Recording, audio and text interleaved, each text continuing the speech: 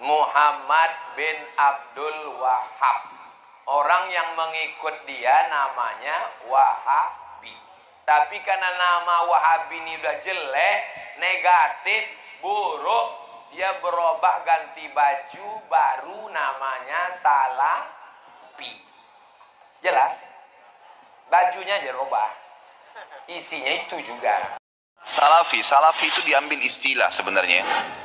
Teman-teman kita yang berdakwah sekarang di Indonesia ini berfaham sunnah, termasuk mungkin pengajian kita ini seringkali dikatakan pengajian salafi, pengajian wahabi. Karena setiap kali dalam pengajian-pengajian ini kita selalu mengatakan salaf ummah. Ada orang-orang terdahulu sebelum kita dari kaum salaf ummah. Salaf ini yang telah mendahului, itu yang dimaksud sahabat dan tabi'in. Itu yang dimaksud dengan kaum salaf, ya, kaum salaf. Salaful ummah telah berkata seperti ini, para sahabat dan tabi'in. Nah, karena sering mengucapkan ada istilah salaf dikatakan kelompok salafi, padahal sebenarnya tidak ada kelompok ini gitu. Ini cuma istilah sebenarnya diistilahkan gitu kan. Karena ada keluar kalimat itu. Kalau Wahabi ini sebenarnya dulu pernah ada pemahaman keliru, ya, di Maroko berfaham diistilahkan Wahabi. Itu di zaman mungkin masih sudah lama, mungkin zaman Abbasiyah. Kemudian dihancurkan oleh Khilafah Abbasiyah dan pemimpinnya sudah dibunuh, dihukum mati, udah habis gitu kan. Nah, pemahaman ini memang pemahaman yang tidak benar awalnya.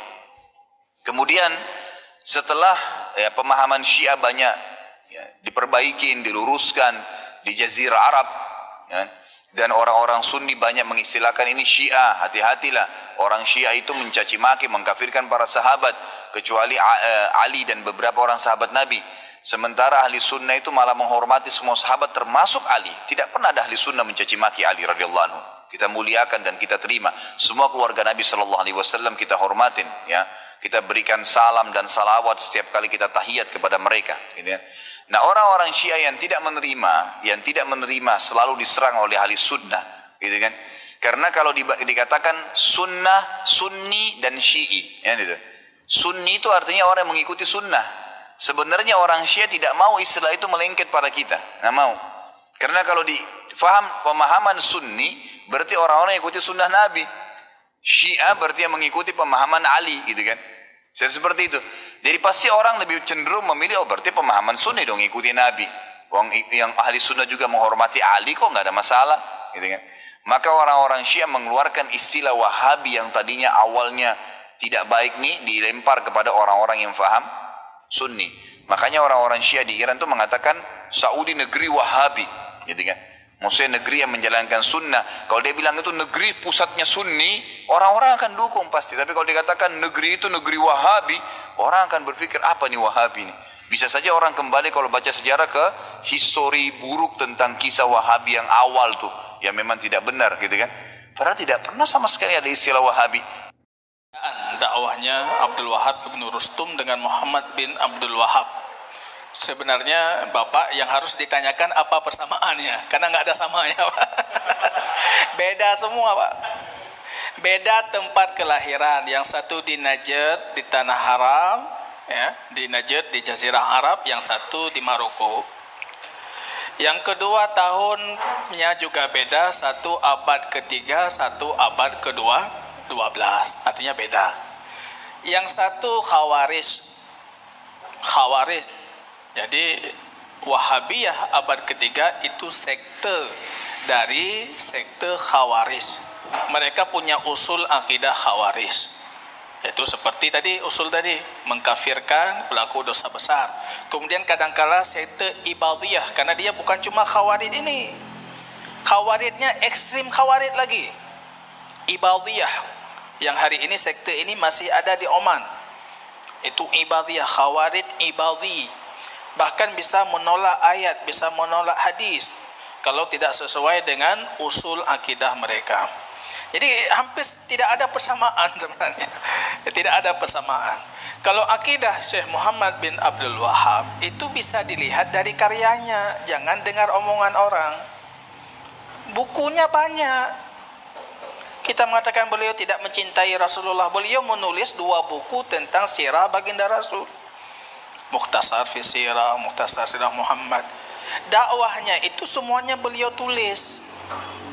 Yang menariknya kalau kitabnya Syekh Muhammad bin Abdul Wahab justru beliau masalah dan dalil.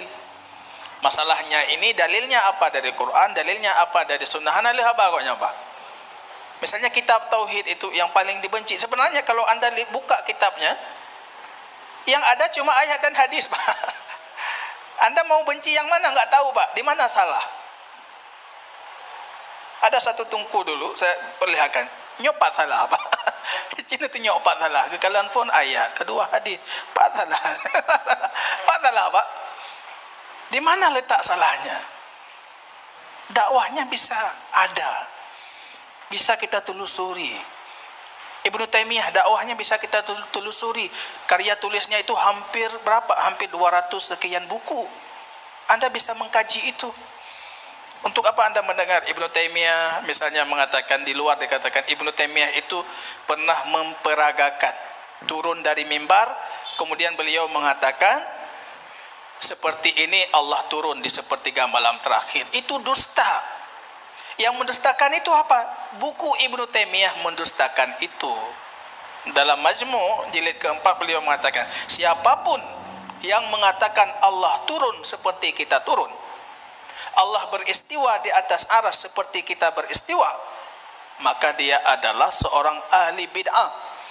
Dia pelaku bid'ah. Bahkan bid'ahnya bid'ah yang sangat mungkar kata beliau.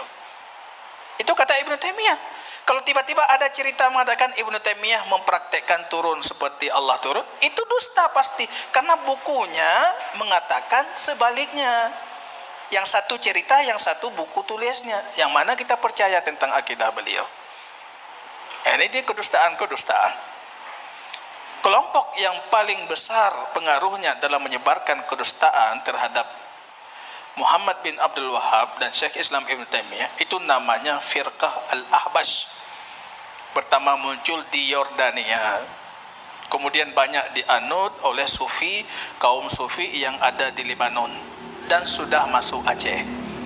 Ada di Aceh. Saya kenal tokoh-tokohnya, saya kenal gerakan-gerakan mereka. Mereka dengan mudah mengkafirkan, langsung berkafir, yang kafir, fulan kafir, fulan kafir. Mudah sekali mereka mengkafirkan. Penganut Wahabi, Wahabi yang mereka maksud ajaran Muhammad bin Abdul Wahhab itu kafir, keluar dari Ahlus Sunnah, bahkan keluar dari Islam. Serampangan.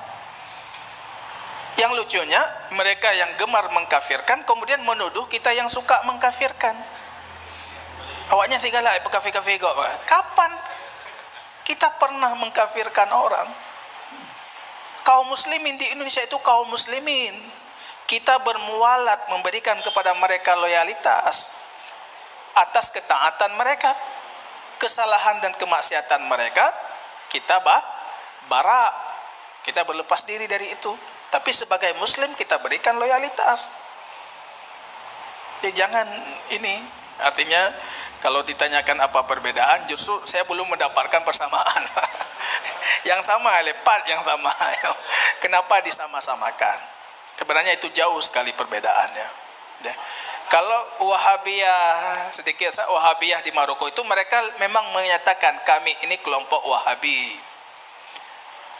Kalau ajaran yang ada di Saudi hari ini, mereka tidak mengatakan kita ini Wahabi. Cuma kita dinamakan oleh orang Wahabi.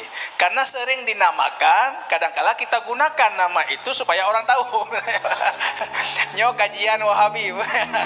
Padahal kita tidak mau dinamakan Wahabi, Pak. Cuma karena orang sudah tahu Wahabinya, Wahabi, Kakak Wahabi juga.